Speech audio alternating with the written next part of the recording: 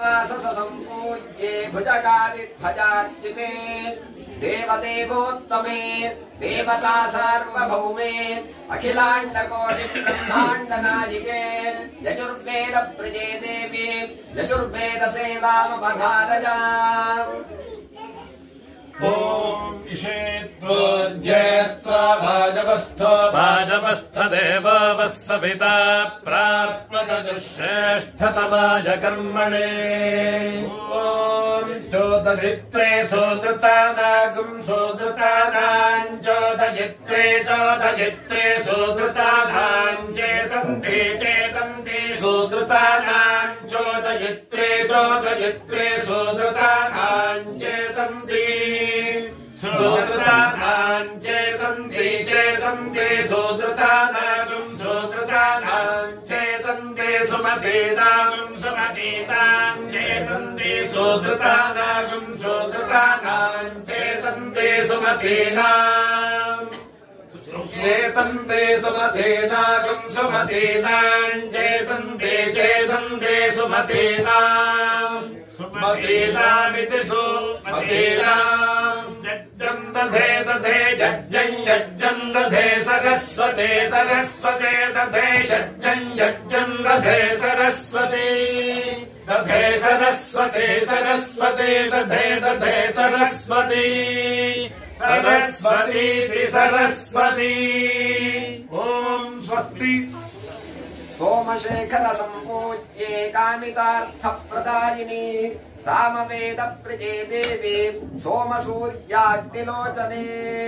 देवदेवोत्तमे देवता सार्वभौमे अखिलाण्डकोटि ब्रह्माण्ड नायिके सामवेद प्रजे देवी सामवेद सेवामवधारया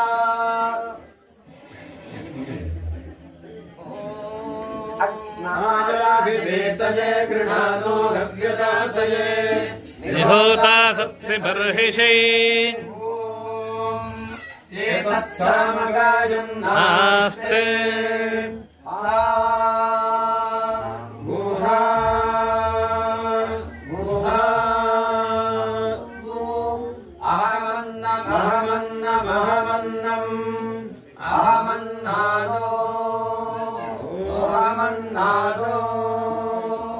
अहमन्नादः अहर्गश्लोककृत अहमस्मि प्रथमजारता पूर्वं देवेभ्यो अमृतस्य नायि यो मा ददाति स इदेव मा अहमन्नमदन्तमा अहं निष्कं भुवनमभ्यभवां सुवर्णज्योतिः स्वस्ति रथाङ्गधर संसेव्ये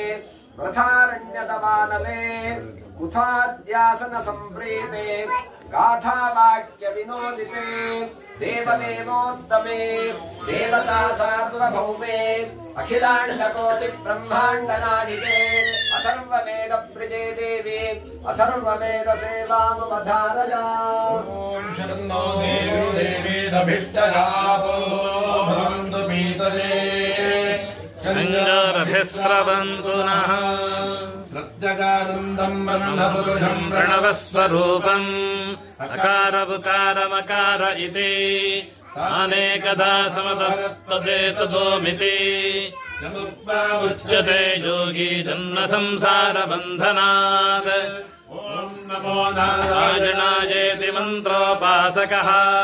वैकुण्ठभुवनलोकं गमिष्यति तदिदम्बरं पुण्डरीकं विज्ञानघनम्